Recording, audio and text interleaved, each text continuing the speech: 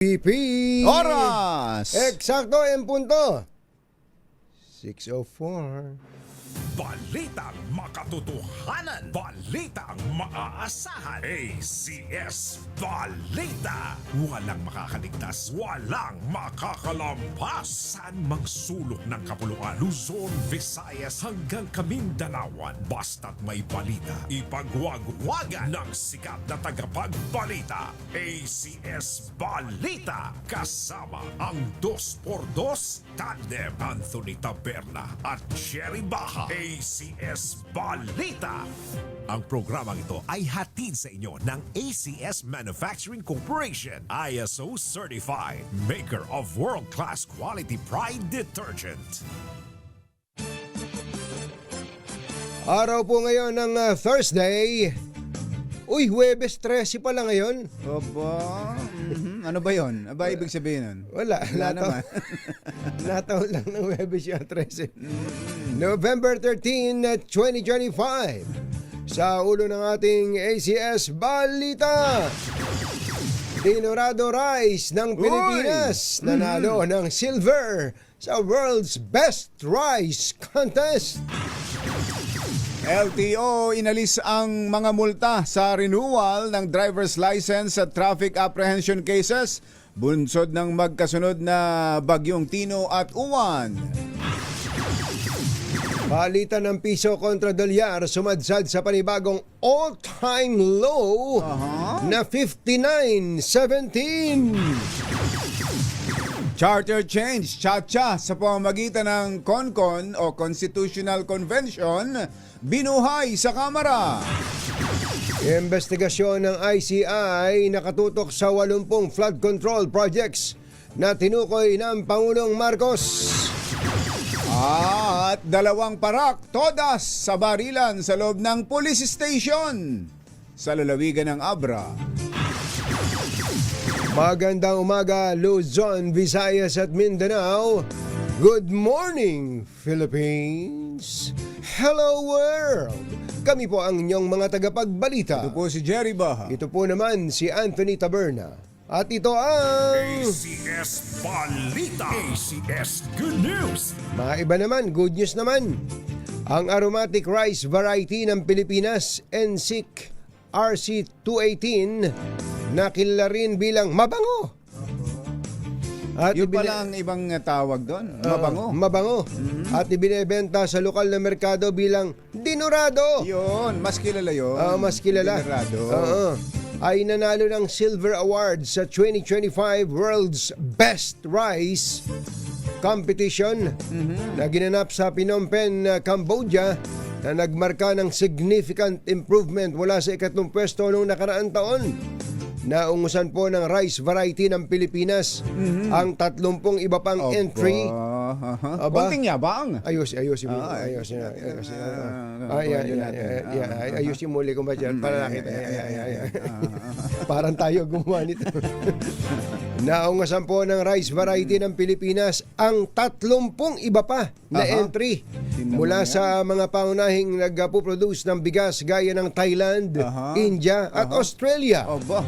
Ang top prize ay kapwa nakuha ng Vietnam at Cambodia. Nagtabla. Nagtabla sila. Vietnam at Cambodia. Ang ST25 variety ng Vietnam ay 3 beses nang nagkampiyon, ay katay sa gold ng Cambodia na 7 beses nang hawak ang titulo. Tingnan mo Matikman nga yung Cambodian rice na yan. Ano ba yan? Anong tawag daw sa Cambodian rice na yon? Walang binanggit yung sa Cambodian rice, pero ang sigurado tayo, kumbatsero, ay ito'y may natatangi daw aroma at malambot na texture at lasa. Yung bigas nila o yung bigas natin? Yung bigas nila. Pero nung natikman nila yung bigas natin, what? Nagulantang sila. Ano? Kanin pa lang, ulam na. Yung palang bigas ng Cambodia ay yung bigas ng Phnom Penh ST25. ST25. Hindi, yung Vietnam yun. Yung Vietnam yun. Yung Cambodia ay Pakarundul. Pakarundul. Pakarundul. Sa atin, kunya, minamatamis. Ayun. Kundol? Oo. Kailangan Sa kanila, yung, bigas pala malutong, yun. malutong. Sa kanila pala, bigas yun. Kaya sabi ni Agriculture Secretary Francisco Tiu Laurel Jr., ayusin niyo kwelyo nyo. Ay. Ang panalo daw po ng Dinorado Rice ay isang parangal na nagpapatunay sa husay at dedikasyon ng mga magsasakang Pilipino at mga rice scientist dyan sa Phil Rice, kumpatsero. Ito anya yung nagpapakita na ang Pilipinas ay hindi Ano raw? lamang isang rice importer, Kundi ngunit may kakayanan din gumawa ng world-class, sustainable at export quality ayun. rice. Wala bang sinasalamin yan? Wala, hindi nagsalamin to si Mother ngayon eh. Sumasalamin yan sa husay ng mga magsasakang Pilipino. Actually, binabati natin kumbatsero ang mga scientist ng Phil Rice. Sila yung mga may kagagawa niyan. Si Ating Rowena sa Dicon Bay, ano dyan? Siya kumbatsero ay nagbebenta ng bigas. Founder daw yan ng Philippine Rice Industry Stakeholders Movement. Ayan. Pero yung Phil Rice kasi kumbatsero, ito yung sila raw counterpart ng IRI. Oo, sila raw yung nasa likod ng entry. Sila. Yung pagsali ng Pilipinas diyan sa Pacantes na yan. Pacantes na yan. Congratulations, Ma'am Rowena sa Dicon. Pero si Executive Director John De Leon ng Phil Rice. Ayan, basta yung mga scientist yan, marami silang mga ginagawa diyan kumbatsero. Halimbawa, yung mga variety na kayang-kayang maging resilient sa panahon ng bagyo. Yun sana, kahit nalulubog po sa baha ang palay ay pakikinabangan pa rin. Nabubuhay pa rin. Ayan. Hindi kagad na nalulugas ang butil kahit na malakas hampas ng hangin. Ayan, yan ang at hindi rin kailangan ng masyadong maraming tubig kapag panahon ng tag-araw. Ayan, yan ang ginagawa ng ating mga scientists. Kaya mga researcher natin. Phil Rice, mabuhay po kayo. Mabuhay kayo. At iwas-iwas po sa rice. Hinay-hinay lang ha? At malakas magpa-diabetes yan. At dahil dyan, ang ating word of the day ay Dinorado. Ayun. Dinorado ang ating word of the day. Sa mga nakikinig dyan, baka kayo ay madaanan ni Sherwin Alfaro. Nasaan ba siya? Nandyan daw sa Barangay 554, Ventura, Sampaloc, Maynila. Pansamantalang inalis ng LTO ang multa sa traffic apprehension cases at sa mga late renewal ng driver's license kasunod ng panalalasan ng bagyong Tino at Uwan. Ayon kay LTO Chief Marcos Parin Lacanilaw, Yun talaga pangalan niya. ano ba yung Parin? Middle name? Middle name. Inatasan na niya ang lahat ng regional directors na palawigin ang bisa ng lahat ng lisensya na nag-expire noong Oktubre at 30. Maganda yan.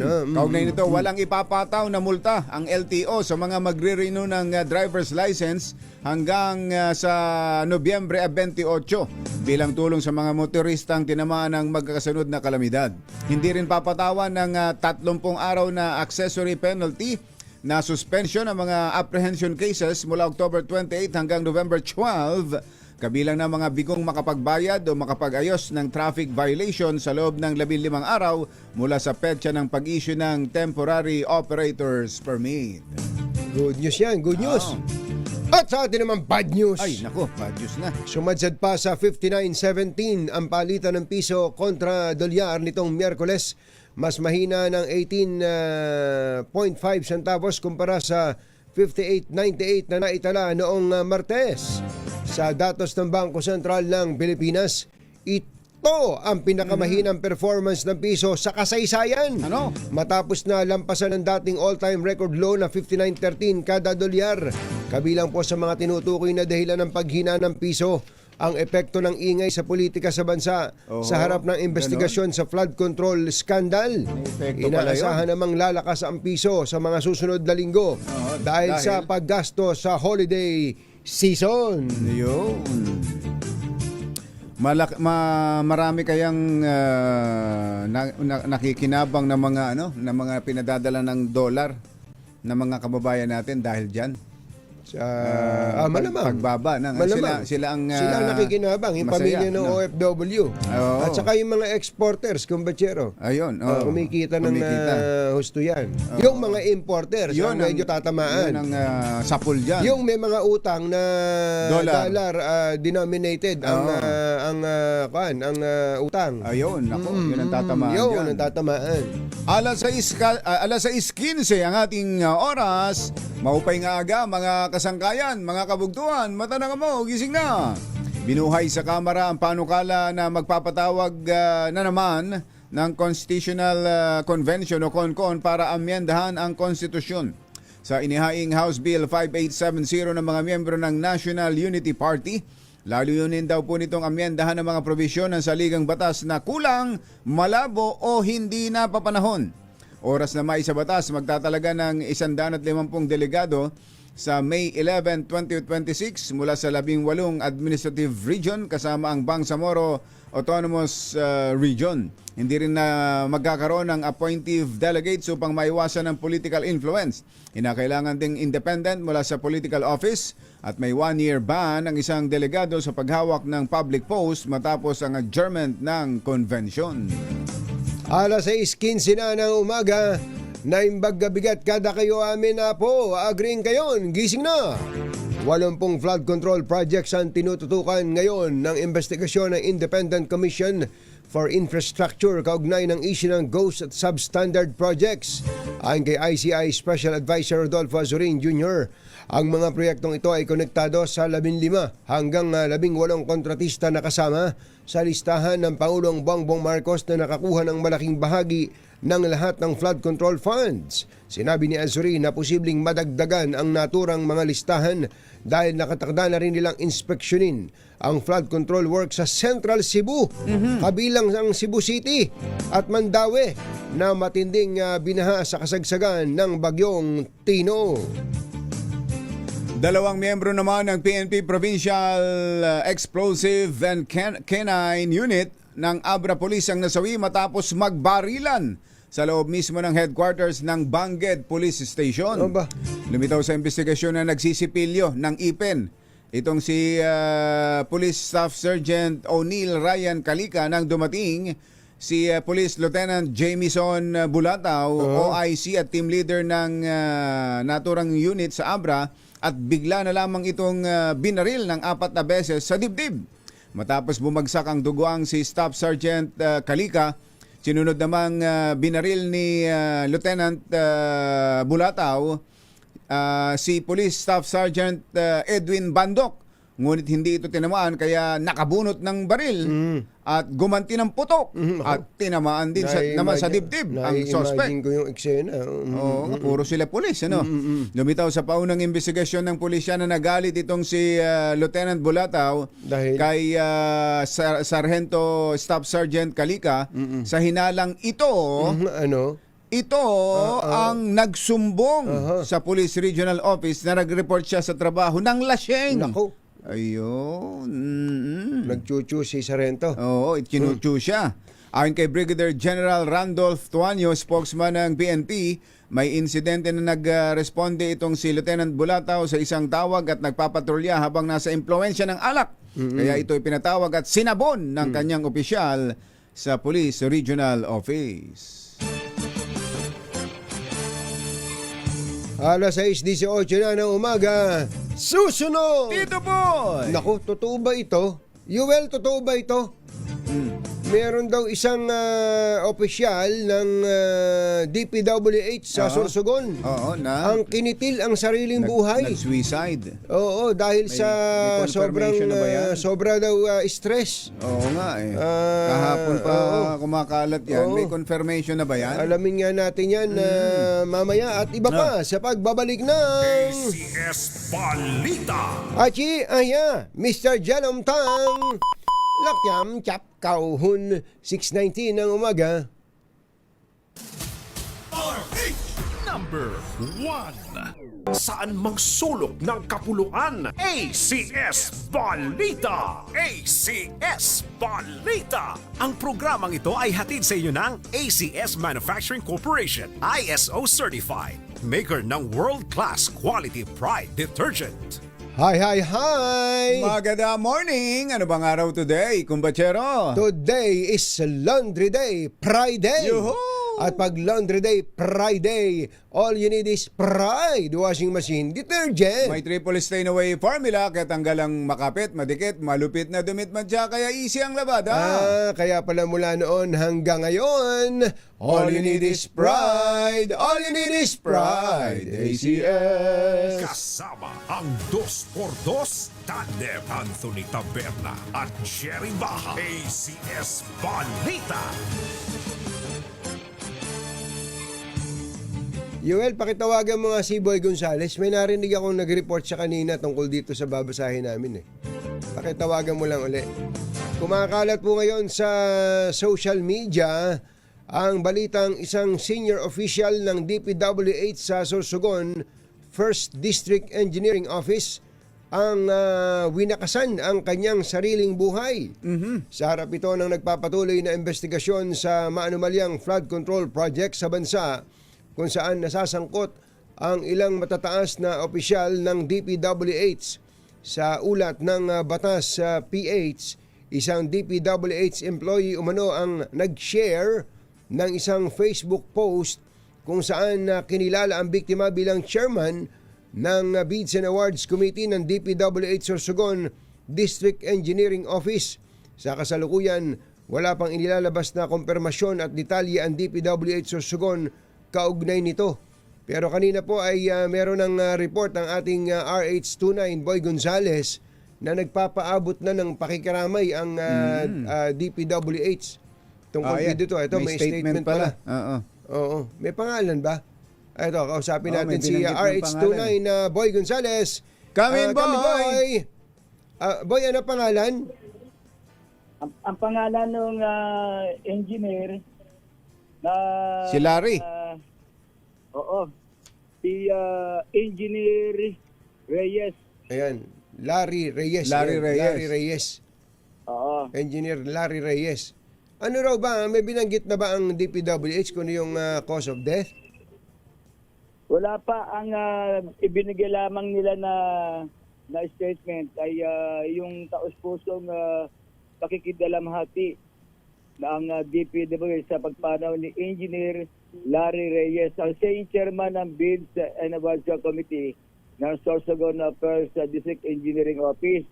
Sa inilabas na payag kanina, sinabi ng DPWH na maraming kumakalat kasi na spekulasyon sa social media kaugnay ng pagyao ni Engineer Reyes. Ngunit nakiusap ang pamilya sa nabanggit na opisyal sa publiko at sa media, igalang yung kanilang pribadong panahon ng pagdalamhati. Nilinaw din ng DPWH na ang pagkamatay ni Engineer Reyes ay isang personal at pribadong usapin at walang kinakaugnayan sa anumang gawain ng kagawaran. Hinikayat din ng ahensya ang lahat na iwasan ang pagpapakalat ng mga hindi kumpirmadong impormasyon at igalang ang pribadong buhay ng pamilya. Ang dagdag pa ng DPWH sa kanilang statement, nakatuon ngayon ang kanilang tanggapan sa pagbibigay ng suporta sa mga naulila ni Engineer Reyes at sa kanilang mga kasamahan sa DPWH sa panong ito ng dalamhati. So hindi binanggit kung totoong nag-suicide. Yung kasi ang lumabas sa sa social media kahapon eh. Walang binanggit na ganon. Wala pang binanggit sa statement ng DPWH. Siguro baka yung sa Philippine National Police, yung investigasyon nila, anong dahilan ng pagkamatay ni Engineer. Pero sa statement ng DPWH, binabanggit not work related kundi personal, parang ganon. Personal daw. Personal daw yung pagkamatay ni Engineer Reyes. Okay. Maraming salamat. Taga mo na, Boy. Ito bang District Engineering Office ng Sorsogon iniimbestigahan ngayon? Yung sa Sorsogon, wala pa kaming mamaya siguro makakausap namin si Secretary Bill Stinson kung kung kasama sa yung Sorsogon sa mga iniimbestiga. Napakarami kasi na mga district engineering office yung mga iniimbestigahan din ng DPWH. Okay. Thank you, boy. Balik sa inyo. Ay, salamat, Boy Gonzales. 6:26 ang ating Yun naman oras. kasi kumbatserong yung sitwasyon ngayon ng mga taga DPWH yun na para nga, silang Oo. exaggerated pero Condemned sila eh. Parang lahat sila Totoo. may kasalanan. Lahat sila at hindi po nakapagtataka na pati po yung pamilya nila, ultimo mga kalilitang bata na pumapasok sa school kapag ka ang magulang Oo. taga DPWH parang kinukundi na rin, Yun nabubuli. pa yun, ano? Nabubuli kumbatsero. At sa tagal nitong gumugulong na Sobrang investigasyon, matagal kasi. ang tagal. Oo. Nakasentro pa rin tayo sa Diskaya. Puro tayo Diskaya. Oo. Hindi na naungkat yung iba pang mga contractors at iba pang mga sangkot. Kaya yung iba tuloy na mga taga DPWH, kakaba-kaba. Totoo. Bukas kaya ay ako naman. Baka ako na ang madawit Talaga. yan. Hindi ba? Puro May ganun. mga nakakausap pa tayo kumbatsero na talagang hindi nakakatulog. Ultimo mga kamag-anak. Kahit wala namang, alam nilang, wala namang kinalaman dun sa mga ghost project at iba pang mga alingas-ngas. Mabanggit lang ang pangalan mo Oo. convicted ka na eh. Convicted ka na. Totoo yung kumbatsero. Kaya nga, siguro, it's high time na apurahin na. Apurahin na yan. Matukoy na kung sino talaga yung mga tampalasan dyan. Ikulong kung dapat na ikulong sa lalong madaling panahon. Tsaka ano pa ang latest? Kala ko ba ila-live na yung hearing ng ICI? Hindi na natuloy. Nakakainip na nga yan Hindi na natuloy. Oo. At saka mukhang wala namang investigasyon na ginagawa kahit hindi pa naka-live. Pag yun nga, pag walang napapanood at napapakinggan, parang wala ngang investigasyong nangyayari. At saka Tapos si Chairman Andres Reyes, nako, bantayan po niyo mga bata niyo dyan, mga kasama ninyo. Yung binabanggit mo kahapon na meron palang meron ng mga gusto kumikita. Meron ng mga tulisan dyan na naisip. Kaya mahirap talaga pag hindi mo kilala lahat ng kasama mo eh. Oo. At actually, kahit kilala mo pa yung mga kasama mo, magaling, enterprising. Oo. Alam niyo po ba ang balita ngayon, meron nga hindi ko lang mabanggit yung pangalan kong batsero baka dahil hindi naman ako binigyan ng pahintulot. Merong isang opisyal ng gobyerno, hindi ba actually dalawang opisyal ng gobyerno na sinasabihan nung ahente ng ICI na andito yung pangalan mo. Oo. Sa susunod na report na ilalabas ng ICI. At may naku pa. Nako. Oo, nako. Oo. Ayan, Pero, sabi niya, pero, may magagawa kami dito. Ayun, nako, ayan na. Pwedeng mawala ang pangalan mo dito. Eto, dadaigin pa nito ang porsyento lang sa komisyon sa flood control project. Pwedeng mawala ang pangalan mo dito sa isang kondisyon. Ayan na. Pero ayan ngumiti na. naman yan. Sa isang kondisyon. Sa isang Parang ang dating nun PM is the key. PM is Ganon the key. din ang dating nun. Parang ganun po yun. Nako po, inam. Kung ano po yung kondisyon, alam na po nila yun. Alam nyo na po kung ano yung kondisyon na yun. Meron ganyan. Nako. Itinanggi ng DPWH Davao City District Engineering Office na may mga hindi kompletong flood control project sa lungsod. Kasunod ito ng pahayag ni Bicol Saro Party List Representative Terry Ridon na ilan sa mga proyekto sa Davao City ay incomplete o hindi natapos. Gaya ng Riverbank projection project sa Talomo at Marina Rivers. Batay sa official record ng DPWH Davao City at ng DPWH Project and Contract Management Application Web, fully complete ang nasabing mga proyekto noong October 31, 2025. Git ng DPWH Davao City, nakasaad din sa sumbong sa Pangulo website na tapos na ang nabanggit na flood control projects na itinayo ng Genesis 88 Construction Inc. At pinangangasiwaan ng DPWH 11 Office. Eto pa, nabuking ni Pangulong Bongbong Marcos ang mga heavy equipment ng DPWH na nakatambak lang sa bodega nito. Nako. Iniutos ng Pangulo na ilabas ang lahat ng heavy equipment sa warehouse. Saan? Sa warehouse Warehouse. ng DPWH na hindi nagamit simula pa nung ito'y mabili Alam nyo kung mula kailan pa nabili ito? Mula pa kailan? 2018. What? Mario Josep. Ano na ngayon? 2028 na. Oo. Hindi. 2025. 2025. Mario Josep. Ang nasabing mga heavy equipment ay itinago lang at gagamitin kapag dumating daw ang the big one. Nakareserba sa Lindol. Paano kung hindi? Mario Josep. Bubulukin nyo ba dyan yan? Ngunit ayon sa Pangulo, hindi na kailangan pang hintayin tumama ang malakas na lindol para magamit ang mga ito dahil ang nararanasan niyang mga malawakang pagbaha sa bansa ay maituturing na ring the big one. Years ago, nakatenga lang doon sa warehouse nila ng DPWH at never nagamit. Dahil kailangan daw itago for the big one. Pero ito na yata yung big one when it comes to flooding. Ano pa pinapantay natin? Ilabas na natin lahat. Gagamitin natin lahat yan. Si Pangulong Bongbong Marcos habang napaliligiran ng mga barangay kagawad. Hindi kagawad yun. Di ba? Hindi, basketball player yung kasama. Kaya pala matangkad. Kasi yung mga suot nila, ayan. Di ba parang mga barangay? Hindi, si Juan pala yung sentro. Si Mayor Francis. Si Mayor Francis pala. Mayor, ikaw pala yan. Morning. Hindi kita nakilala. Tapos yung may-ari ng basketball team na si MVP. Si MVP pala yun. Tapos doon sa bandang likuran pa niya ay si RSA. Ayun. RSA. Si RSA, may-ari din ng basketball team. May ano ba yan? May laban ba ang mga Hindi, meron basketball? silang inilunsad kahapon yung Oplan kontra baha. Oplan kontra baha. Kontra baha. Nakasuot kasi ng mga tsalekong kulay asul eh. Yung siguro palatandaan kasama kami dito.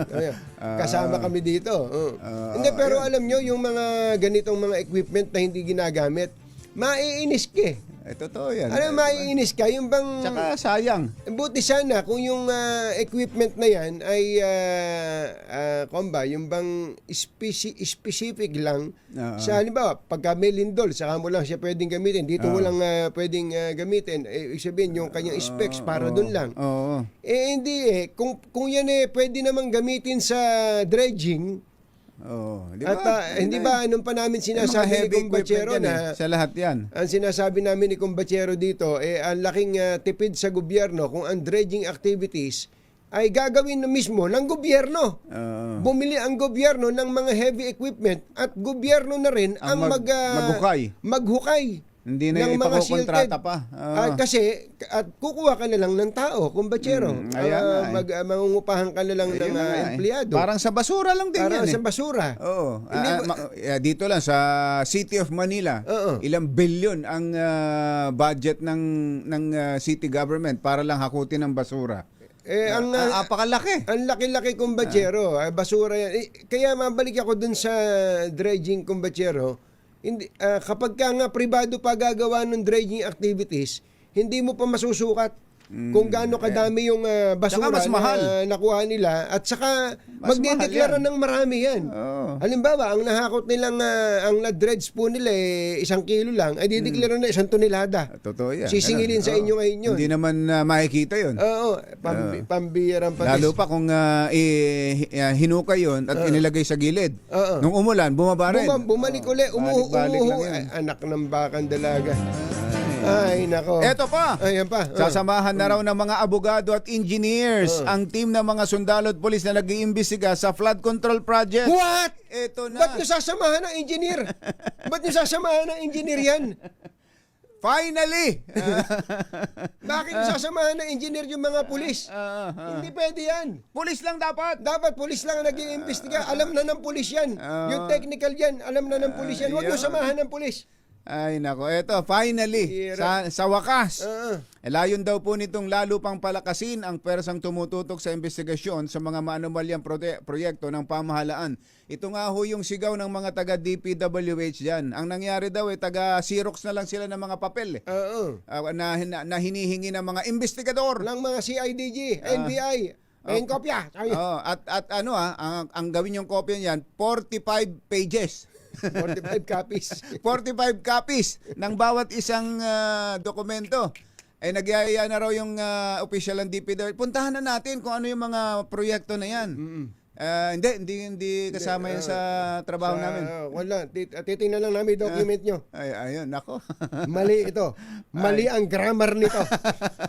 Mali ito. Nako. Kasuhan yan. Mali ang grammar. Totoo nga naman kung may engineer, taga DPWH at on the spot, Oo. pinuntahan yung tinutukoy na sa coordinates na project. Magkakaalaman na kaagad eh. Masasagot na agad yung tanong. Alam nyo, naglabas po ng numero na 421. 421. Nasaan na ngayon yun? Asaan ba yung 421? Sasabihin, flood control, ghost yan. Ayan. Sasabihin ng pulis, nga, wala nga dito. Wala nga dito. Sabi nung taga DPWH, hindi nandiyan yan. Sasamahan ko kayo, puntahan natin. Hindi pwede. Wala dito. Ayun na nga, problema natin. Hindi, kailangan po talaga ano ba tawag ng kombatsero? Let's go back to the drawing board. Ika nga, parang gano'n. Sa basic, yung basic yun eh. Kapag mag-iimbesti ka ng isang lalo na ng ganyan. On the spot, puntahan ka agad. Puntahan na lang. Wag lang ibase sa papel. Saka hindi lang yun, baka sabihin ko, hindi, nasabi na kasi yan eh. Ayun. Nasabi ng ghost yan. Kahiya na. Hindi pwedeng magkaroon ng project yan eh. Ghost, nasabi ng ghost yan eh. Kahiya na. Ayaw nang bawiin. Nako po, inang. Ayon po, ito, tama ito. Ayon po kay DPWH Secretary Vince Dizon, makatutulong din sa pagpapabilis ng validation. Ayun, buti naman, Secretary. At pangangalap ng datos kung may access ang AFP at PNP sa mga dokumento ng DPWH. Ito'y paraan niya maisakatuparan ng target ng pamahalaan sa sa kulungan na magpasko ang mga mapapatunayang sangkot sa anomalya. Ito na, may mga teams na umiikot, pero kailangan bawat team kumpleto ng abogado, engineer, at kumpleto yung access sa DPWH document. Initial validation nun ay nanggaling sa AFP at sa PNP. Dahil na, sila yung nasa ground, sila yung nandun mismo, sila ang pinakamaraming mga tauhan sa iba't ibang mga lugar sa bansa. So, sila yung initially nag-validate. So, kailangan kasama pa rin sila. Ayun. Sino yung naka-bulletproof vest na nakaharap na yun? Yung may ako camera. Titig na titig kay Secretary. Ang pogi siya. Ang pogi naman ni Secretary. Eto, sabi ni Bartolome, bakit hindi AFP kumuha ng mga engineer mula sa Engineering Brigade? Meron din yan. Meron nga yun, no? Diba? AFP Engineering Makakatulong Brigade. din yun. Diba? At least alam nila technical. Correct. Alam nila technical. Hindi naman natin minemenos yung mga pulis, ano?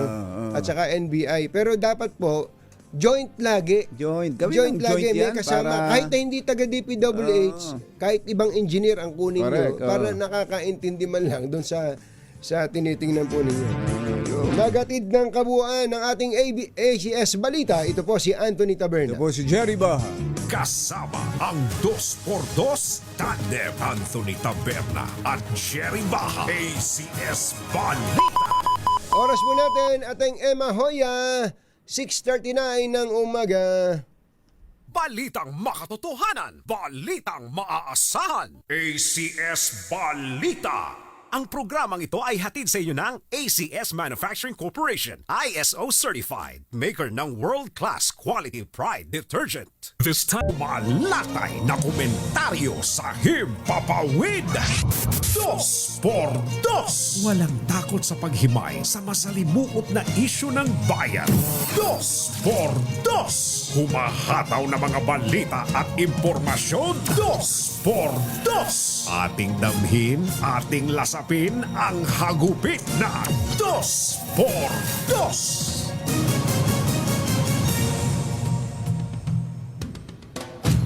Sanib puwersa ang gobyerno, mga pribadong sektor at LGU sa paglulunsad ng Oplan Kontrabaha na pinangunahan ng Pangulong Bongbong Marcos sa layuning mabawasan ng pagbaha sa Metro Manila tuwing malakas ang ulan at may bagyo.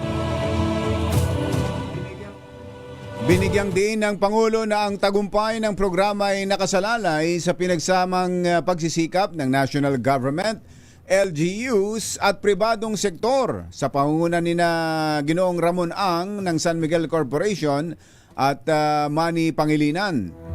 Sina RSA at MVP ay kapwa nagboluntaryo ng manpower at heavy equipment para tumulong sa desilting at paglilinis ng mga daluyan ng tubig at drainage system sa Metro Manila.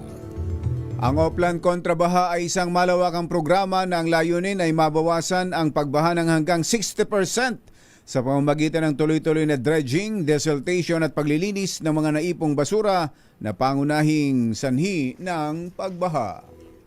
Isyu ng bayan. Isyu ng katotohanan. Dos. At maitim ang balak, magtago ka na.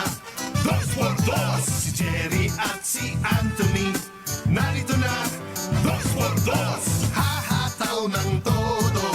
Urado ka, 2x2, ang katotohanan. Dala nila, 2x2, walang sinasamba pali. Maniwala ka, 2x2, hataw ng husto, tol. Umasa ka, 2x2, 2x2.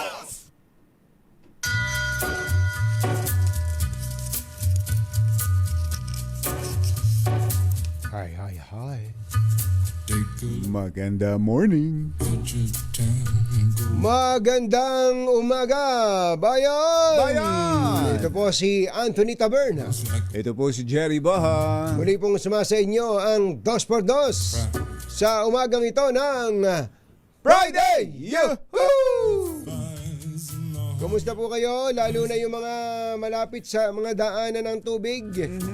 Yung pong mga creek, mga ilog. Diyan ba kayo mismo nakatira? Medyo, sa totoo lang, kumbatsero, siguro wala nang maisip na pamamaraan ng ating pamahalaan, kundi yung binanggit mo kanina, going back to basics. Back to basics. Kailangan na po yun eh. Tulad po nito yung nilunsad kahapon na Oplan Kontrabaha, hindi naman to dapat inilulunsad na eh. Oo nga. Kung Dapat tutuusin dati na yan eh. Hindi po ba naalala nyo kami ni Kumbachero ang kulit-kulit namin tungkol sa waterways?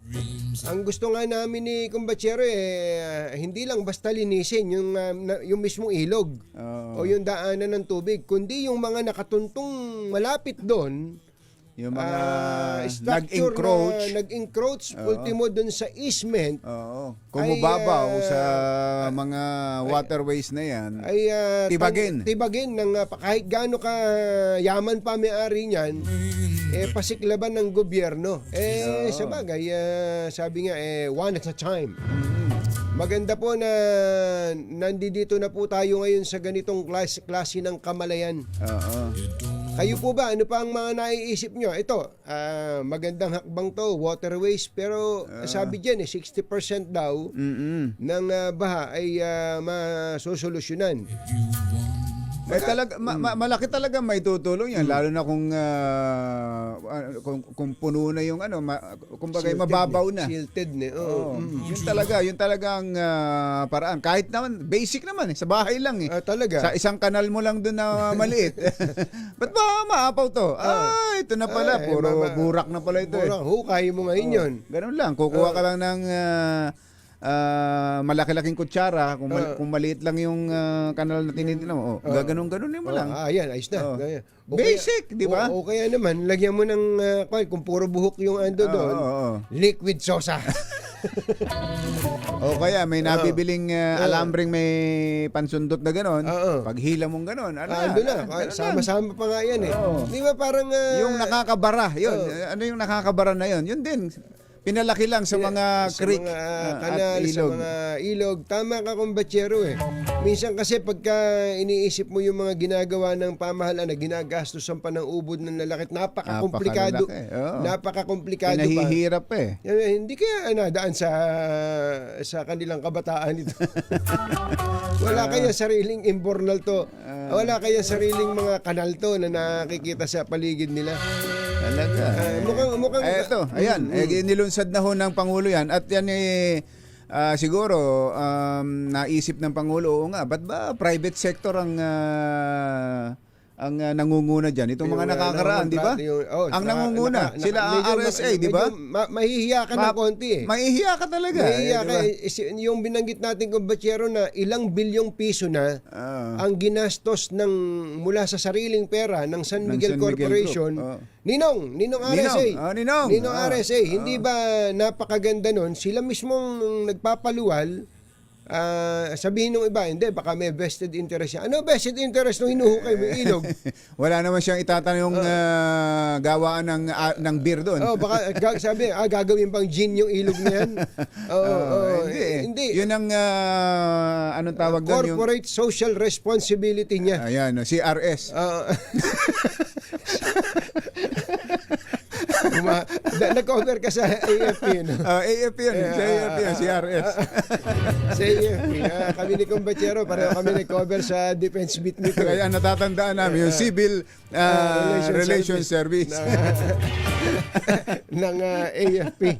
Sinabi ngayon ni General General Templo. Di ba si General Templo? Nasaan kaya si General Templo? Baka gumuho na yung templo. Hindi ba nakikita niyo po mga kababayan yung mga problema natin, ang solusyon ay simple lang din.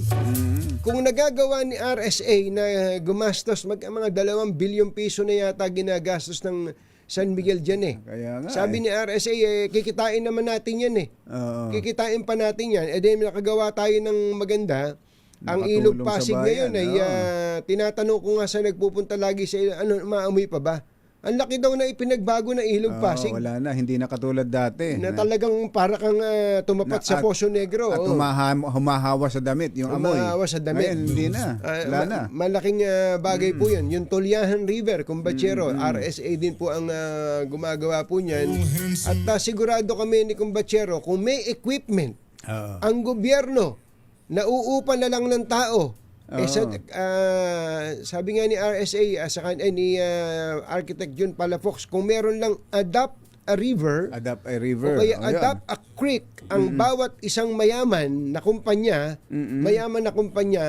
tapos may gobyerno pa na by administration na lang ang gagawing paglilinis sa mga creek na ito, bibili na equipment na nakatambak lang naman pala.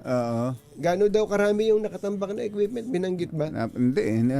Pero marami raw. Ilang taon na raw na nakatenga dyan sa bodega. Mula 2018 pa, nung mabili. Mula 2018, binili-bili niyo yung equipment tapos hindi gagamitin, anak ng bakang dalaga. Kung ginamit siguro yan, Kumbatsero, nakabawas na ng ilang buhay na disgrasya yan eh. Talaga. Ay, nako! Jerry ba ang Anthony Taberna sa 2x2 sa DZRH. Nahanap ko si Mayor Joy Belmonte doon sa mga mayor doon kahapon eh. Nakita mo ba? Hindi ko nakita eh. Mayor, baka naman po pwedeng magbago na po yung inyong isipan. Total ay papatapos naman po ang termo ninyo. Na baka pwedeng pwede nang magpaalis last term na ba ni Mayor? Mayor, baka pwede na pong magpaalis ng informal settlers. Ang kanya kasing pangako sa ang kanyang campaign promise hangga't siya Mayor ay walang bahay na sisirain ang mga squatter. Pero kung meron namang maayos na mapaglilipatan, tama ka, kung meron. Delikado nga ang buhay nila doon eh. Kaya nga. Ang dami-dami po sa Quezon City lang, ang dami-dami pong mga lugar na talaga namang nakakubabaw, doon mismo nakatira sa creek o sa gilid mismo ng creek ang ating mga kababayan. At tuwing ganitong panahon na bumabaha, sila yung unang-unang nasa panganib ang buhay. Sila yung laging nire-rescue, ini-evacuate, di ba? Baka kung nasa maayos ng lugar yung mga yan. Ang dami namang mga kon ngayon, mga relocation na nagawa ang gobyerno na hindi nga na-occupy. Siguro ang kailangan na lang yan lang sa QC, yun doon sa may batasan. Ang alam ko, hindi pa na-occupy yung kung ilang building doon na yung bagong gawa. Yung sa may DSWD. Bagong gawa yun. Bagong gawa. Baka ganun. Baka yun ang pwedeng unahin. At I'm sure, pagka napaliwanagan naman, kasi ang iba dyan, kaya ayaw umalis. Malapit po kami sa trabaho namin eh. Malapit po yung mga anak namin sa eskwela eh.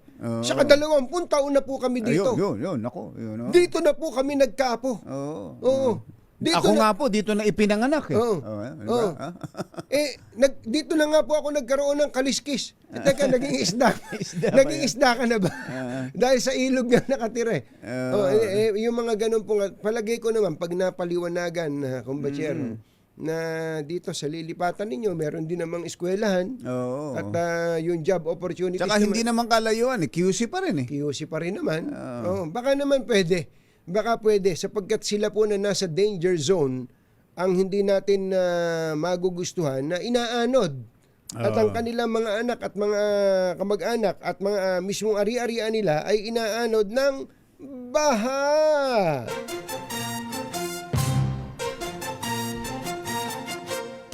Katonying at Ka-Jerry. Anthony Taberna, Jerry Baha, ang samahang pinatibay na ng panahon. 2 por 2. Binabati pala natin si Mayor Joy Belmonte Hey, at Joy.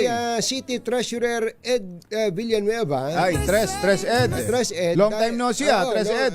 Tres Ed. Dahil ang Quezon City daw po ay elevated na sa Hall of Fame. Hall of Fame. Hall of Fame for consistently ranking first among cities nationwide in locally sourced revenues. Aba, tinan mo nga naman yan. oh. Grabe naman.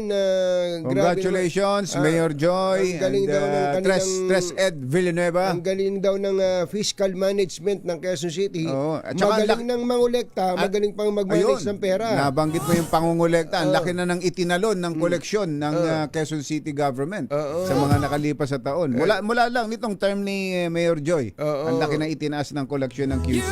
Speaking of collection, mula dun sa LTO, may natatanaw siyang kapitbahay doon sa may BIR Road. Napalitan na pala yung BIR Commissioner. Oo nga eh. Si Commissioner Jun Lumagi, si Commissioner Pogi. Oo, walang nabigla. Walang balita kung bakit, ba't sinipak. Ang pinalit po sa kanya ay Undersecretary ng Department of Finance. At maya-maya po ng kaunti, meron tayong good news sa mga kababayan nating nahuli na. Nahuli na, palalayain na po kayo ni LTO Chief Marcos Parin. Marcos pa rin. Lacanilao. Lacanilao. Standby lang, Asek Marcos Lacanilao. Oras po natin, alas 7 na umaga.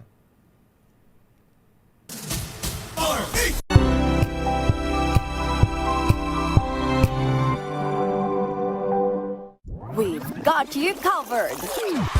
From the hottest hits, exclusive interviews, kilig to the bones fan meet experience, and hataw performances of your favorite stars. Saturdays, 12 noon, dito lang sa DZRH TV.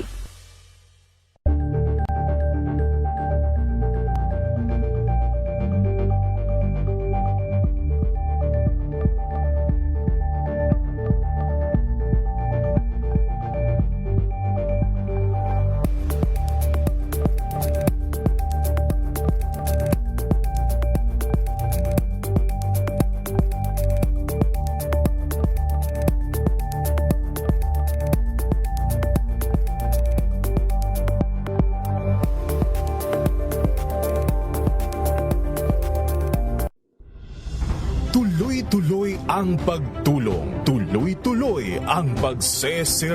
Ang takot sa dalawang to. Kaya kung maitim ang balak, magtago ka na.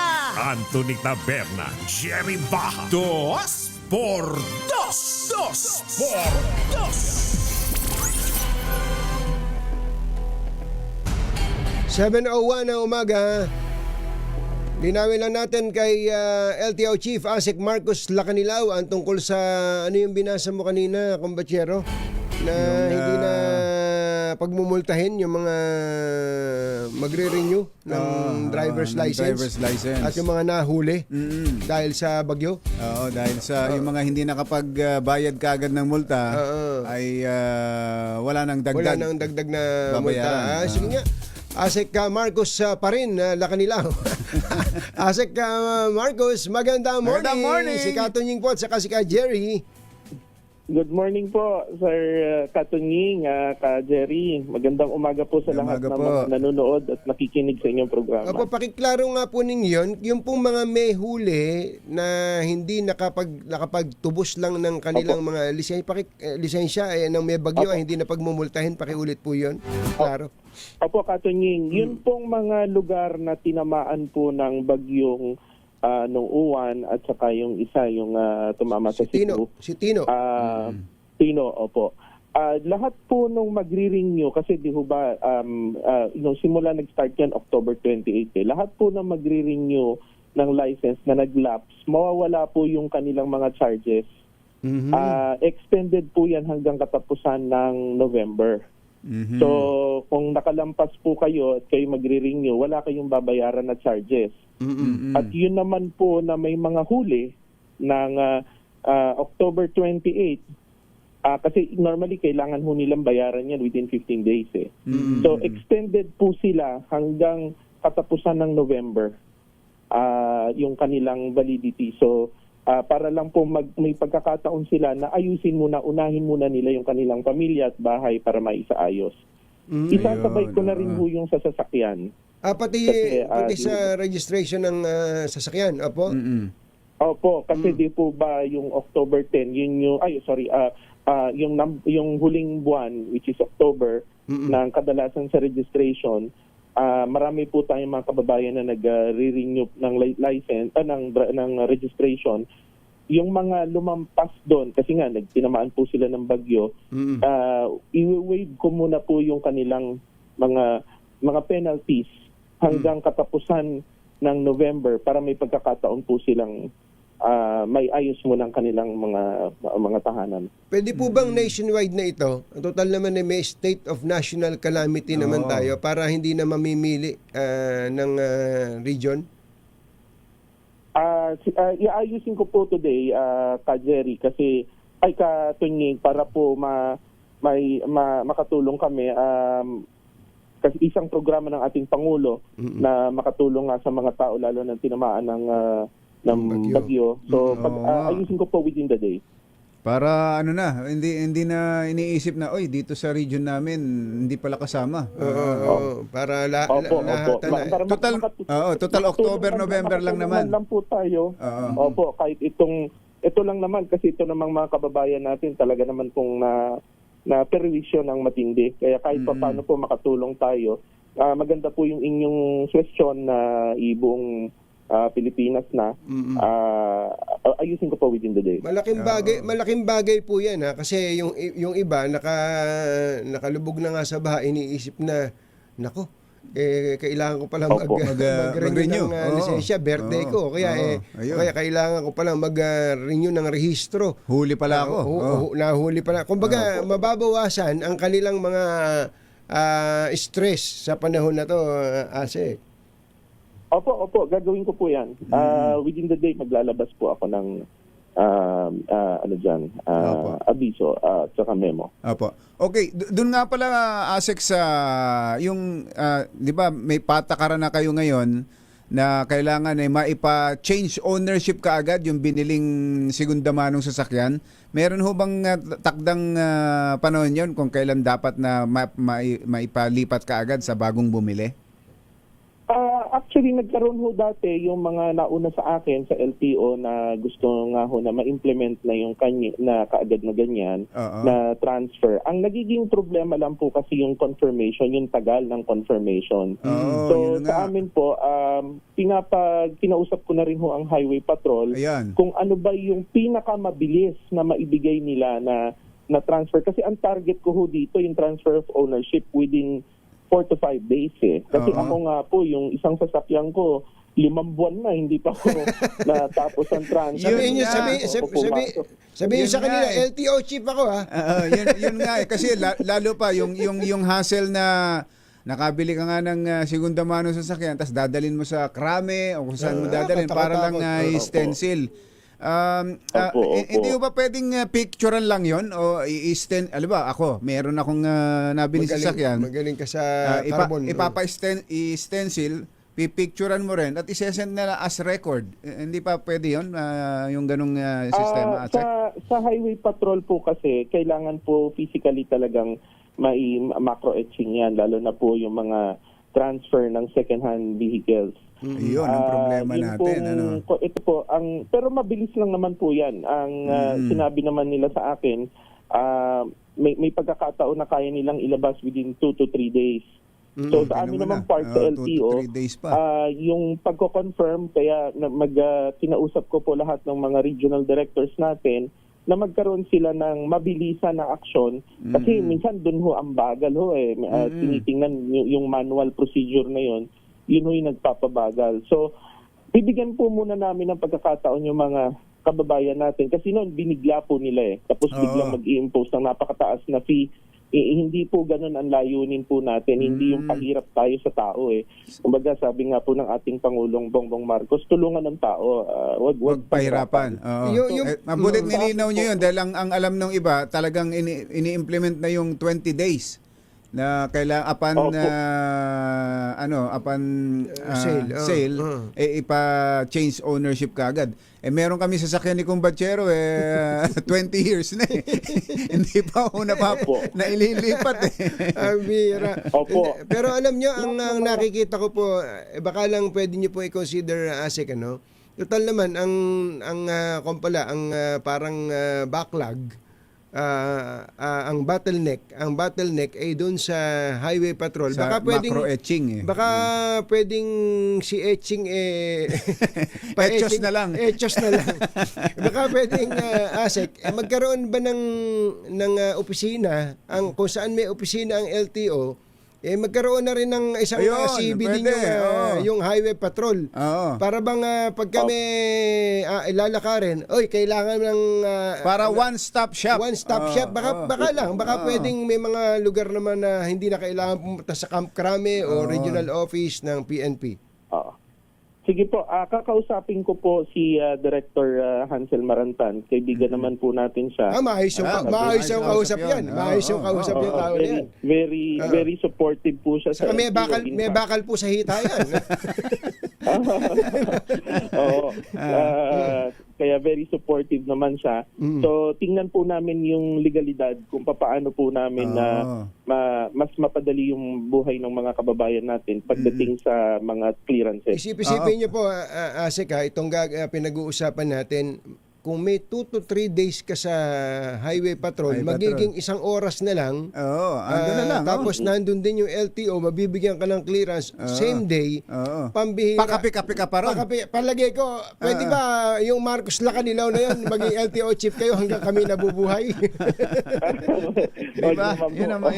Wag naman po. Wag naman daw po. Matagal pa naman ang buhay namin.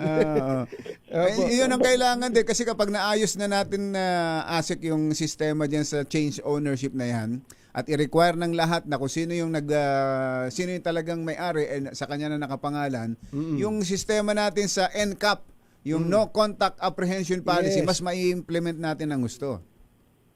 Opo, tama po kayo diyan kasi mas ma-identify natin yung mga sasakyan. Pero sa totoo lang, ang mga kababayan natin, gusto rin naman nilang ma-transfer talaga sa pangalan nila. Correct. Kasi price possession po nila yan Opo. So, ang ano lang namin, mas gusto Yung ko talaga na ma-proseso po ng mabilis. Talagang mahabang panahon, yan ho ang pinagkukunan din ng mga corruption na kalokohan kasi dinidelay nila, pagka na-delay, ihingan na yung mga tao. So, nung araw, ganyan po nangyari sa akin Kaya gumastos ako nung gumastos, wala rin naman nangyari.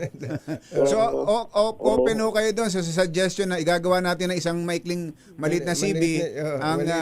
Para may canopy lang doon sa LTO. Sa LTO, ang HPG sa bawat opisina ng LTO. Opo. Kung ang HPG po ay magiging kakayanin ng kanilang, unang-una yung manpower din nila, at saka bakit sa hindi ang ano lang ho namin mapag-usapan namin kasi kung wala namang ibang legal concern, kami naman po, sabi ko nga sa mga programa ko, simplihan lang natin para mas madali nating ma-implement at matapos kaagad. Yun ang pinakamaganda ngayon yung pinakamabilis na sabi niyo nga kanina andyan ang gobyerno para mabigyan ng comfort and convenience ang ating mga kababayan, hindi yung andyan ang gobyerno para pahirapan ng gobyerno. Yung insurance may sariling may booth doon May booth doon pwede rin ng lalo HPG. Na HPG.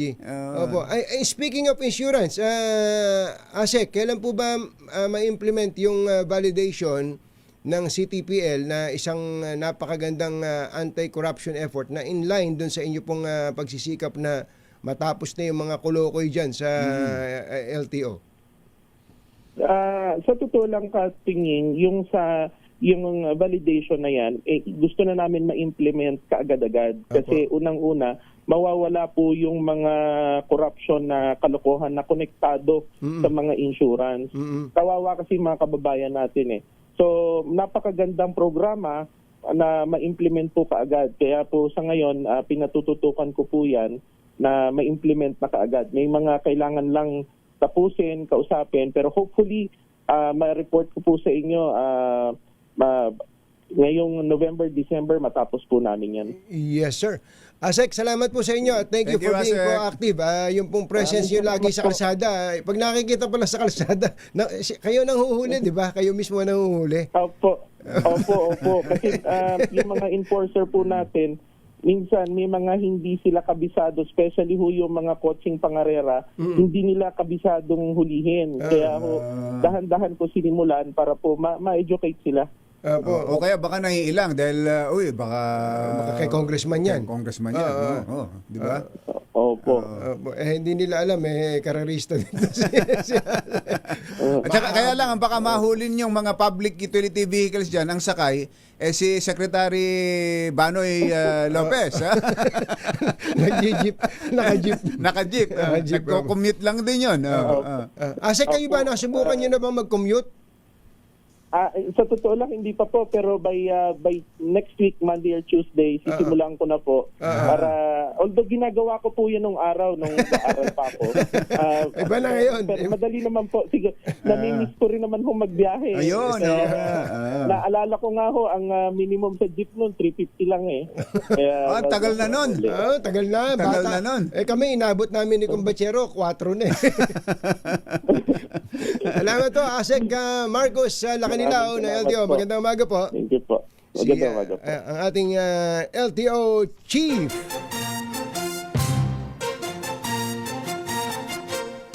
Katonying at Ka-Jerry Anthony Taberna, Jerry Baha, ang samahang pinatibay na ng panahon. Dos por dos. Balita mo. Bagong-bago. Balitang dapat alam mo. Balitang magdadagdag ng talino. Dahil bagong impormasyon, makibalita. Unang-una sa DZRH.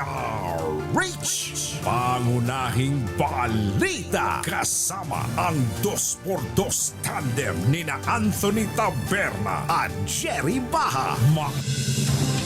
Sa ulo ng ating mga paunahing balita, Oplan kontra baha inilunsad ni PBBM. Pagbaha sa Metro Manila inaasahang mababawasan ng 60%.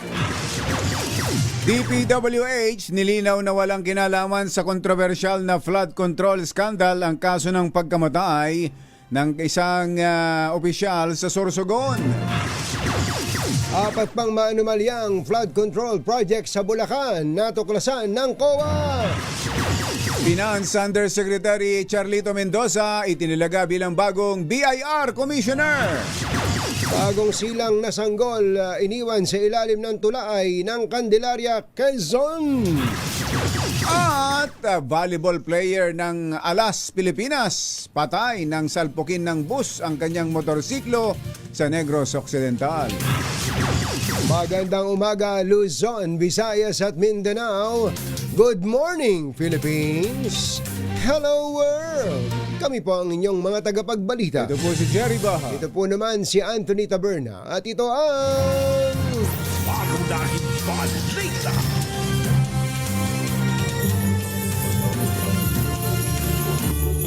hey, hey! It's the time of the year para mamigay ng malakasang pamasko! Dahil eto na ang DZRH Pasko Panalo Malakas Promo! May nanalo na sa Sampaloc, Maynila. Nangangasim. Nangangasim na. Naglalaway na. si Sherwin na mamigay ng kwarta at mga regalo. RH sa 6 Sherwin Alfaro. Go, go, go! Sampaloc, Maynila, sa lugar ni Sam Ventura, yung tumakbong mayor dito sa Maynila, dito sa Ventura, kung saan taga siya. Taga dito yun, no? Si Sam. Si Sam Ventura. Sino si Sam Ventura? Sino si Sam Ventura? Yung tumakbong mayor dito sa Maynila. Ventura ba yung apelido nun? Dito yun sa Ventura, di ba? Sam Versosa yun. Versosa ba? Naku, lumipat na. Hindi na pala siya dito sa Ventura, doon na siya sa Versosa. Si Sam Versosa. Dito yung lumaki sa Ventura, sa Sampaloc. Pero ito ang laging tinatakbuhan dito sa Sampaloc. Si Nanay, ang ina ng laging saklolo. Nanay, pangalan nyo? Luz Biminda Marcos. Uy, Si Nanay Luz Biminda, palagi yan tinatakbuhan ng mga tricycle driver. Yan ang mga tricycle driver dito sa Ventura. Ayun, pakita Ano ba? mo yun, yung mga tricycle. Yun. Ayan, kaway, pakawayin mo, Lopat pakaway. yung ano natin, kasama natin. Kaway, mga tricycle driver. Kaway, mga tricycle driver. Yay! Dahil dito sila Nagalmusal sa tindahan ni Nanay. Nagalmusal Yan, na ba kayo? kinakain nila dito, sinangag. Eto, Patingin nga, sinangag. patingin. Pakita mo, sinangag. Yan, meron pang lome. Meron pang longganisa, Wow. torta, meron pang pansit, Oh. merong itlog. Yan yung mga Magkano ba? almusalin. Magkano ba ang isang Isang set ng almusal? ng almusal? Isang set ng 50 pesos lang. Isang set? Isang set na 'yon. Oh. Meron ng ulam yon, meron ng itlog, meron pang kanin. Kanin, Dinurado. itlog. Dinurado. Oo, dinurado. Aba, Sinungag tingnan mo nila. nga nun. Dinurado yan. Tawagin mo lahat ng tricycle driver, pakainin mo. Yun nandiyan. Ay lang kayo, tricycle driver, halika mag-almusal na kayo, sabi ni Anthony tsaka ni Jerry. Halika. Ayaw maniwala Ayaw maniwala. Ayaw ko maniwala sa inyo to lahat. Kainin nyo to lahat. Oh, yan. Ayan na. Ayan na. Aling Luz Biminda. Lagyan mo na ng kanin tsaka ng ulam. Ayan, pakainin mo lahat yan. Parang mga lasenggol. Para mga hulas pa. Isang tawag lang, o di ba? Yan ang mga kaibigan natin dito sa Ventura, sa Sampaloc. Pag tinawag mo, isang tawag lang, Isang sugod tawag lang. agad. Ayan, meron. Ang Aba, bilis, bilis, may ah. kanina. Tingnan natin. Ano kinuha niya? Ano sasabi mo kay Ate Richa kay Jerry? Salamat po sa inyo. Sa DCRH po, salamat po. torta yata yun. Oo, naku, maraming salamat din. Para At natapunan- syempre, natapunan doon sa ka. mga iba, ayan, ano kinumuulam? Sa ibabaw na lang, oh. Tortang giniling. Tortang giniling, sarap. Sarap. Masarap to. Masarap na yun, di ba? Talo-talo na yan. At longganisa. Longganisa po. Wow. Oh. Ayun. boss, torta boss, sinangag. Salamat, almusal. Ayun. Thank you po, salamat. Ano pinili niya? Sasabi mo kay Torta. Ate Richa kay Jerry. Maraming salamat po sa inyo sa libreng paalmusal. Ayun, Nayo, sold out ka na. Hindi na nakakibo si nanay Yeah, doon. busy yung tao Rumabalahin. Nay, bilangin niyo yan, ha? Ilan yan yung kumuha? Mabibilis tumakbo yan. Ubus na yung ulam. Wala na Ubus ulam. yung May langgunisa pa, oh. May langganisa pa. Oo, Meron paubos pang, niya, paubos mo na. Hotdog. May tuyo. Yun ang masarap Ayun, yung tuyo. masarap. Tuyo, Yan, sa oh. itlog. Nanay. Halika kayo, dito para halika mo, mabigyan nanay. ka muna namin ng Kausapin papremyo. mo na si nanay. Ayan. Ayan, nanay, dito ka muna. Hayaan mo sila dyan magkagulo, maubos yung sinangag. di ba Ubos ni- yung sinangag. Ubos ang Ubos ang sinangag. sinangag. Opo. Meron pa pong kanin na nakabalot. Meron pa. Ayun, ubos na meron pa sinangag. pala. Si Nanay Luz Biminda ba? Lahat busog. Opo. Si Nanay Luz Biminda ba, Sherwin, ay lagi talagang taga-subaybay ng DCRH? Lagi ka nakatuni sa DCRH. Opo. At sino paborito mo announcer tuwing umaga? Si Jerry ba? Jerry ba? Yay! Ito meron ka 1,000 pesos. Salamat po. Paano siya? Salamat po. Sherwin, paano siya nakakapakinig? Anong Salamat po. gamit niya dyan? Gamit niya cellphone. Oo, kanina cellphone. Pero nga nung nilabas natin itong ating Deezer H mini component, doon na sila nakinig mula kanina. Dahil parang ito sa ibang mga tricycle driver na makapakinig din ng balita. Kailangan naka-full volume ka mo yan para rinig ng mga nasa kalsada. Andito po kami sa kalsada. Opo, ayan. Salamat po, Nanay Luz Biminda. Ano pa ibibigay mo, Sherwin? Siyempre, meron pa sa mga mini component yan. Kapag nasagot mo ating word of the day, ano yung ating word of the day?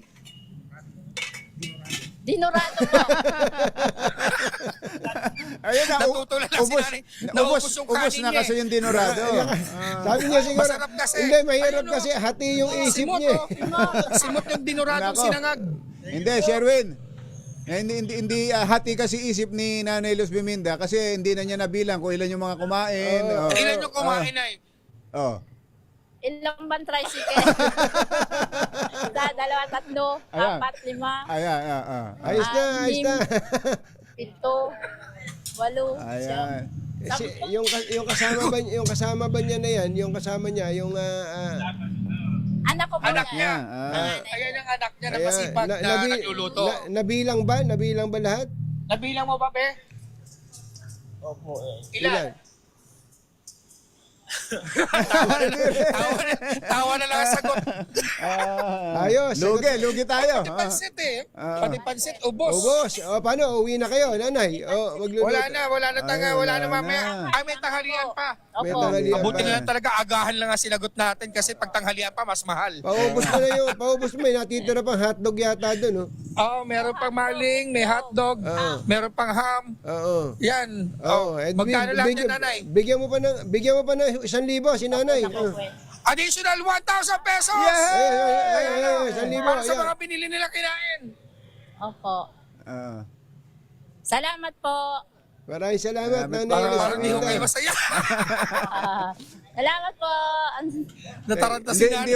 Hindi ba lugi? Baka kinukwenta. Hindi naman lugi. Di naman po. Sobra pa dahil 50 ka mo eh. Di ba 50 pesos Sherwin? isa. Opo. Kung 10 sila, di 500 yun. May kita pa May tubo yung pang- 500. Ito po pa 500. Pwede na po nanay yun. Pwede na po Pwede ba na yan? po. Salamat po.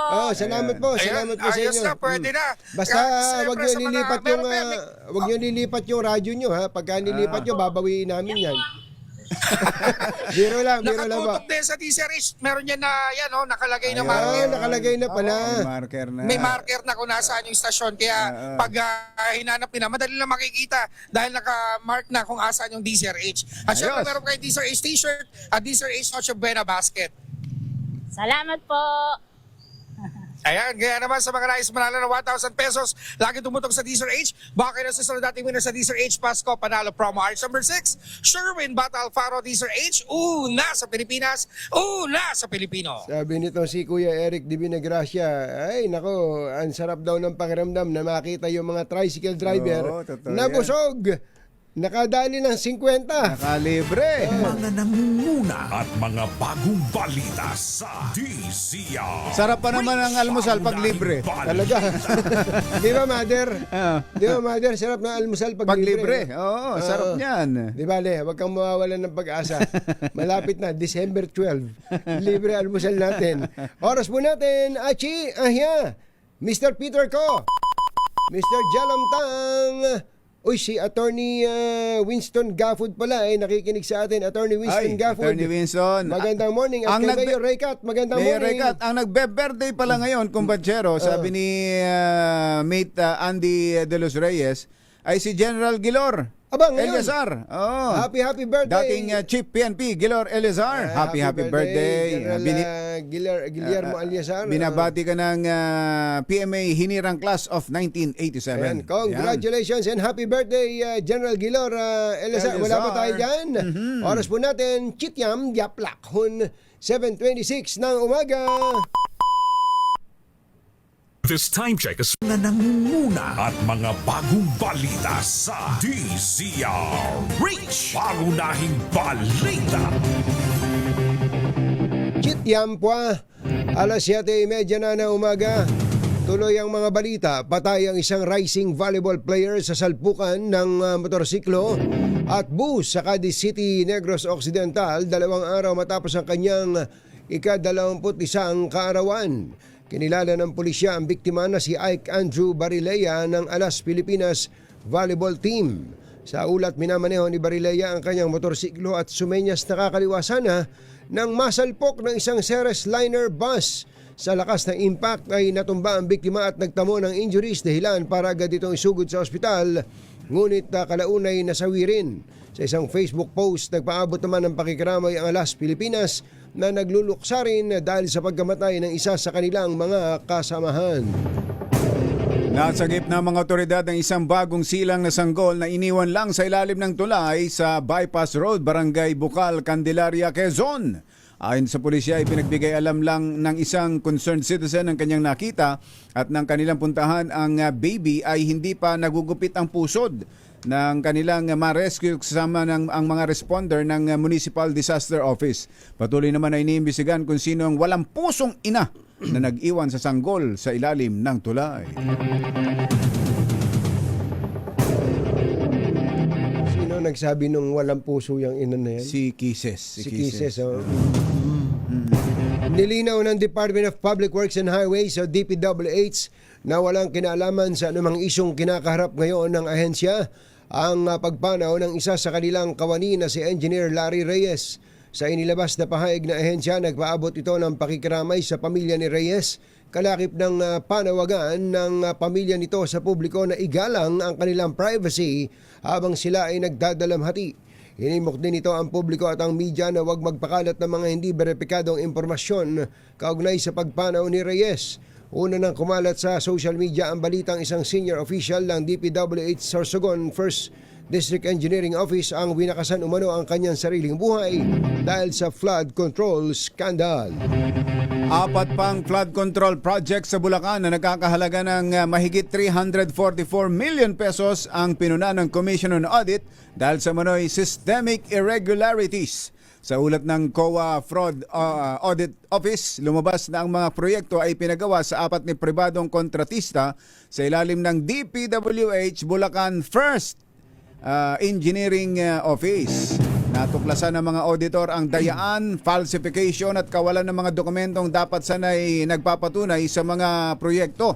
Sa investigasyon na diskubre ng COA na ang ilang proyekto ay nasa maling lokasyon, may sira o tuluyang hindi umiiral o non-existent kahit nabayaran na ang kabuang pondo.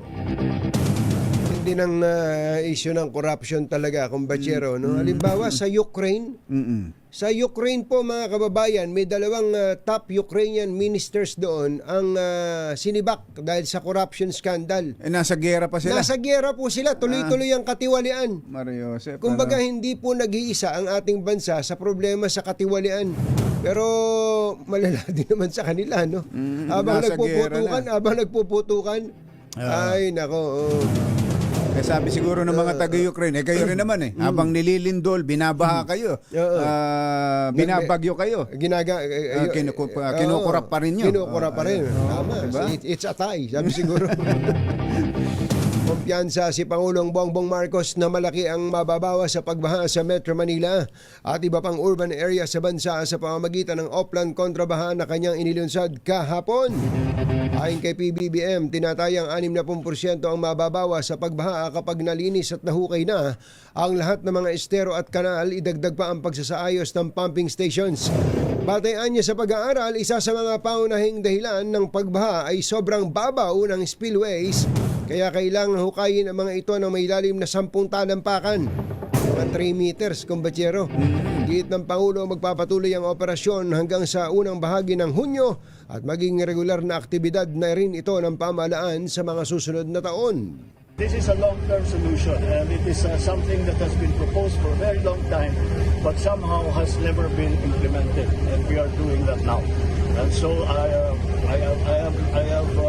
I'm very optimistic that once we get the majority of this done, maramdaman na kagad natin na pagdating ulit ng tag-ulan next year, malaki na yung mababawasan sa dating. Ayun, 3 meters baka mo. Lalim yun 3 meters yung yung hukay. Parang kanyan kumbachero. Malalim, ano? Ito, isang lagpas floor. tao. Isang floor.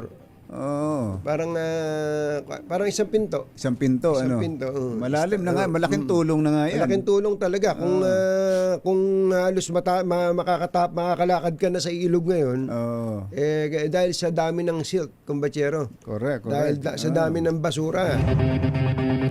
Samantala, meron daw hong 5 flood control projects ang iinspeksyonin ngayon dyan sa Ilocos. RH15, Giselle Recaport. Come in, Giselle! Jerry, i-inspeksyonin ng Independent Commission for Infrastructure at ng Department of Public Works and Highways ang 5 flood control project sa Ilocos Norte ngayong araw. Ayon sa ICI, pangungunahan ito ni Special Advisor Rodolfo Azurin kasama si Public Works Undersecretary Arthur Bisnara. Kabilang sa pangungunahan ni Azurin ang proyekto sa Bintar o pupuntahan ni Azurin ang proyekto sa Bintar mamayang alas 9:30 ng umaga at hinihingi pa natin sa Independent Commission yung listahan ng mga partikular na proyekto na kanyang pupuntahan. Sinabi ng dating top cop na ngayong linggo nila sisilipin yung mga flood control projects sa Ilocos Region habang sa susunod na linggo naman sa Cebu Province. Prioridad ng Independent Commission ang 421 na mga proyekto sa flood control sa buong Pilipinas kabilang ang 80 proyekto ng 15 kontratista na sumelyo ng 20% ng mga kontrata sa pamahalaan. Kasado naman na magsumite ang komisyon ng panibagong interim report at referral sa Ombudsman mamayang alas 11 ng umaga laban sa mga sabit sa anomalya sa mga proyekto sa flood control. Ito si Giselle. Kung ngayon sa Pilipinas, sa Pilipino. Meron palang bagong report na ilalabas ngayon. Correct, mamayang 11 a.m. Inaasahan na sasabihin muna sa media ni retired Justice Andres Reyes kung sino-sino yung mga tatamaan. Kasi parang ito na yung panglima na kanilang magiging referral sa Ombudsman. Baka pwede ka mong imbestigahan pag mamaya, pag nagtanong sa presscon na meron na kamong naninindikato dyan sa inyo. May mga nag-aahente na kamo na using the name of the commission para mangikil. Oo, Giselle, meron kamong mga nag-aahente, nagpapakilalang nagre-represent sila ng ICI. Para maalis daw yung pangalan. Para maalis yung pangalan sa mga report na inilalabas ng ICI nung ilang mga congressman. At kapag pumayag yung congressman na ipatanggal ang kanilang pangalan, may kapalit. Hindi maliit na halaga, Giselle, ang kapalit. Magkano yan, Kapiteng? Papakabot natin mamaya yan kina Justice. Parang isang flood control Parang isang flood control project na sa Bulacan, yung minimum. Oo. Ganun kalaki ang hinihingi. Kamo. Oo, sabihin mo meron ng ganun na kamo ang kaya dapat siguro I'm sure sila Justice hindi nila alam 'yun. Justice ginagamit lang baka ginagamit. May mga enterprising Ang problema, Giselle at Kumbachero, may ipinapakitang kopya hindi to yung draft. Ayan, Draft ng report at andito yung pangalan mo. Hindi pa lumalabas yung report na yan. Andito yung draft, andito yung pangalan mo. Gusto mong matanggal yung pangalan mo dito, magbigay ka. Magbayad ka. Yun ang matindi, Giselle. Magkano bayad? Isang flood control. Isang flood control ang bayad. Ganon, Giselle. Alam mo ba kung magkano isang flood control sa Bulacan yung narinig natin sa Senado, Giselle? Magkano ka 100 million. 100 million. Matindi. Kaya talagang panahon na para mag-live via satellite na. Ang ICI. Ang ICI. ASAP. Yan, ASAP. Ayun, pakibanggit mo sa kanila yun. At meron ng naghahanap buhay dyan. Naghahanap buhay na.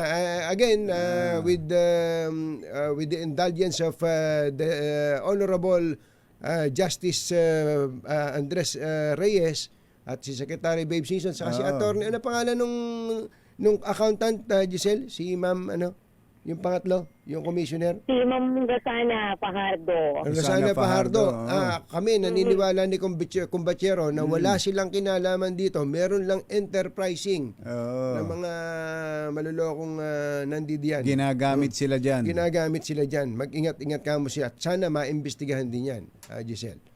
Ipaparating natin ka, Jerry Katingin, sa Independent Commission at hihinga natin sila ng pahayag. Meron tungkol pang sa- isa, yung inspection ba na gagawin ng ICI, may engineer na silang kasama dyan? Yun ang plano ni General Azurin. Kaya na meron na silang mga engineer din na kasama doon sa mga inspection. Bilang sila nga din ay nagpataklolo na sa PNP at sa Sandatahang Lakas. Oo, kailangan engineer ang kasama nila para pagka nag-usisa sila ng mga technical aspects niyan, medyo may alam. magagabayan May alam. sila, no? Magagabayan sila. Okay, thank you JC. Ayun na, JC. JC, Giselle. Thank you, Giselle. Salamat sa Jerry Katingin. Ito si Giselle Ricapol para sa DZRH sa Pilipinas. Una sa Pilipino. Pangunahing balita. Ang impormasyon natin, Kumbachero, ito confirmed to, isa na po yung congressman na nilapitan at isang senador. Aba, tingnan mo nga Isang naman. senador. May isang senador Isang pa. congressman at isang senador ang nakausap na Oo. nung di umano'y taga-ICI at nagpakita pa ng draft nung report. Ayan, At, ayan ang pangalan mo. Ito pangalan mo. Kasama ka. Ayan. At merong isang nag-message sa atin ngayon, habang binanggit natin, meron ding ibang negosyante na ginagano nila. Nako. Hindi ayan lang ang politiko, sinasabi pati natin. negosyante, Kumbachero. Yung investigasyon sa corruption, kinukurap. Yon ang masakit na masakit. Anthony Taberna at Jerry Baha. DZRH. Pangunahing balita. Ay, baka kailangan nyo ng palitan yung bubong ng inyong mga bahay, ha? Ay, buti na lang, Kuyang Els Bartolome. May bubong na maasahan. Gawa sa state-of-the-art technology. May aluminum na. May pintura pa. Now available na rin sa pre-painted tiles pan. Para sa eleganteng bubong na matibay na, makulay pa. Mag-cherry loom pre-painted ka na. Big Lima. Aba. Marponsalan. Aba. Ayan, Marponsalan. At si Jalom Tang. Oy, Magandang morning. Magandang morning. Chityam Shop si Hun. Mr. Jalom Tang. At magandang morning din kay Ma'am Alice Doria. Happy birthday sa iyo, Ma'am Alice Doria. At magandang umaga at happy birthday din Ano kay ni Dexter, si Ma'am Alice. magsintangkad sila. At magkasing ganda. Aba, tinan mo Magkasing nga ganda. Ma'am Alice Doria, happy birthday at happy birthday din kay Ma'am Maha Sales ng Maha Sales. Pagudpud Ayan. ng Saud Beach. Uy, parang familiar sa akin yan. Familiar South talaga. Beach. South Beach. Sa kanila yon. Sa Pagudpud. Ay, nako. Kung gusto mong Tagal-tagal ko nang hindi na iikutan yan. makapasyal uli sa Saud Beach. South Beach. PM is naki. Ayan na, ha? Ayan na. Napakaganda po niyan. Tapos pag nasa Saud Beach kayo, pwede kayong pumunta sa Blue Lagoon. Yun, yung Blue Yan sa Lagoon. may Pagudpud. Nung Napakaganda po. mapuntahan ko yan, kalakasan ng hangin at alon, yung nasa gilid ka ng pampang, tumatama sa iyo yung buhangin. Ganon. Sa lakas ng hangin. Grabe. Tinatanga yung buhangin, yun ang tatama sa iyo. At ang At, Annabel Tapalya, magandang morning. At kay Kumusta Caselo si Lagmay. Kuya Toybi at Toybi. Tapalya, magandang morning. At binabati ka rin pala, Ma'am Sales Manang, ni Manong Teteng Sales. Manong At Teteng. ang ganda ng Anak ng Teteng. Anak ng Teteng. Si Manong Teteng Sales ng Pagudpud, magandang morning. Happy listening din daw kay Priscilla Belardo from your Apo Aryan at CRM Department. Susunod! Tito Boy! Sino itong dating sikat na singer-actress, hindi nakilala ng dating boyfriend na actor-politician nang magkita sa isang event dahil bakit? ibang-iba na daw yung mukha ng singer. Oy, Miss Elaine Apit, Miss Elaine, ito ba yung sinasabi mo, ibang-iba na yung mukha? Nabubuhay na lang sa makeup? Ay, ganon? Oo, ganon? Grabe. Grabe. Ang grabe, dodong. Yan at iba pa sa pagbabalik ng Pangunahing balita. Chitiam Shaplak Hun 746. Dalawang to. Kaya kung maitim ang balak, Magtago ka na. Anthony Taberna, Jerry Baja, 2 por 2. 2 por 2.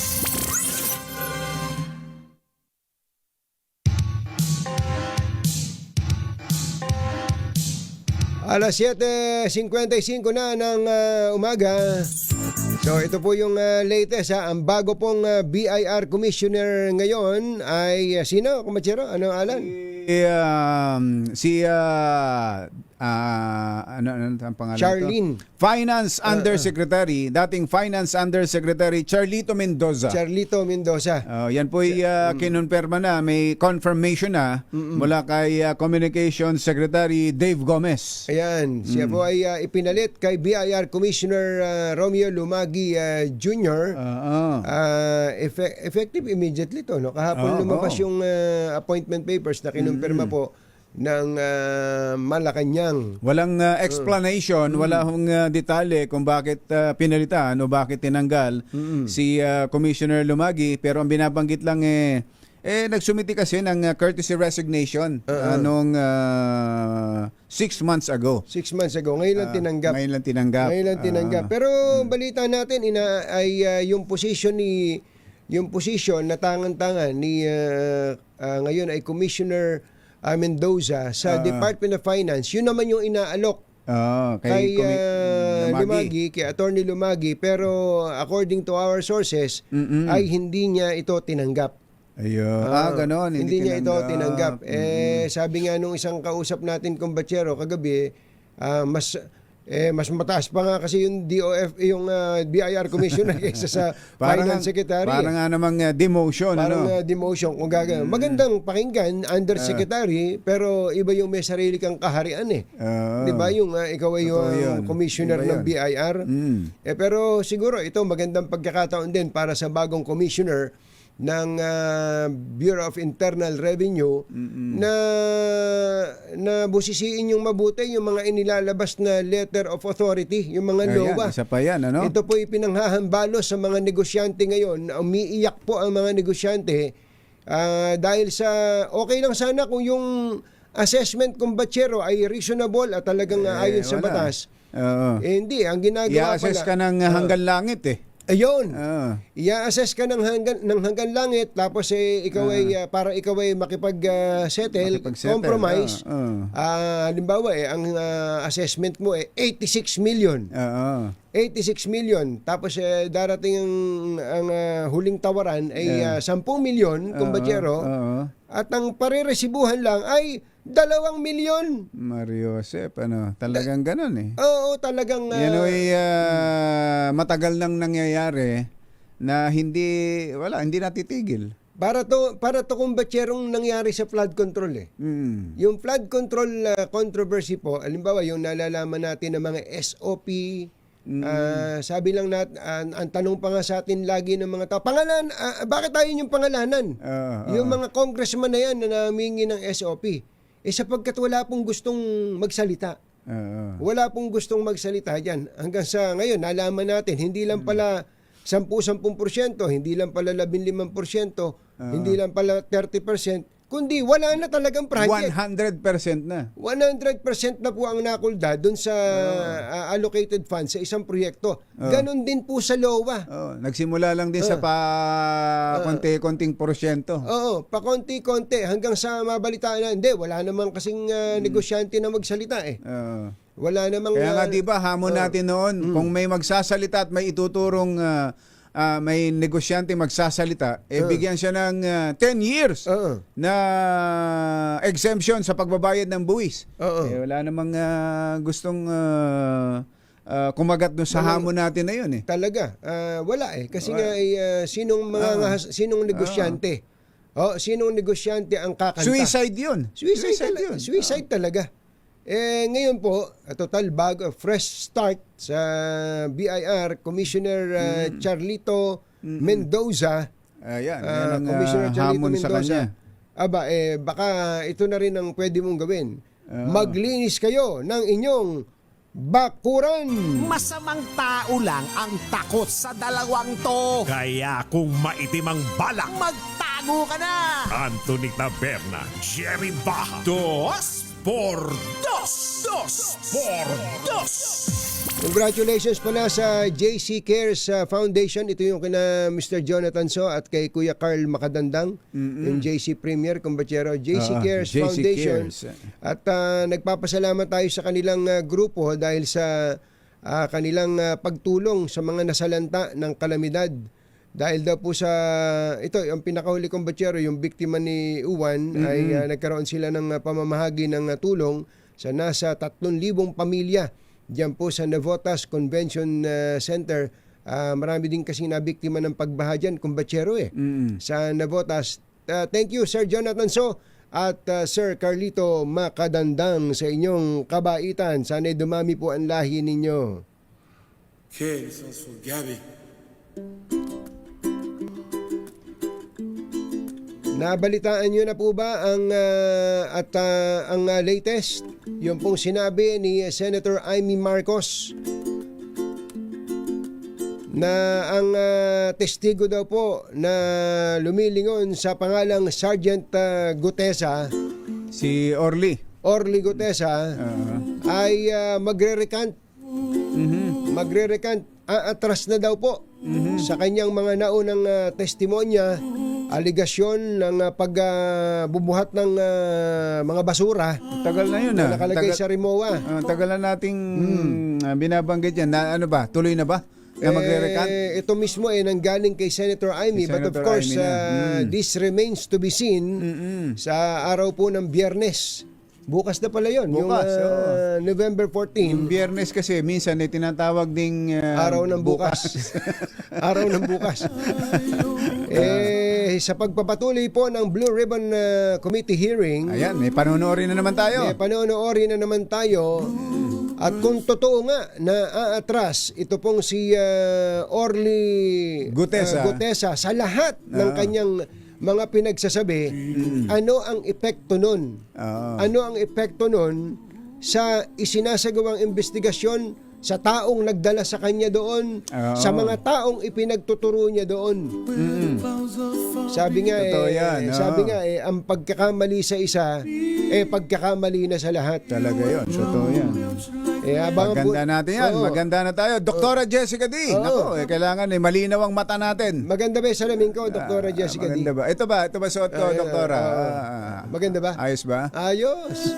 Bye! Happy weekend! Damdaming bayan! Susunod na!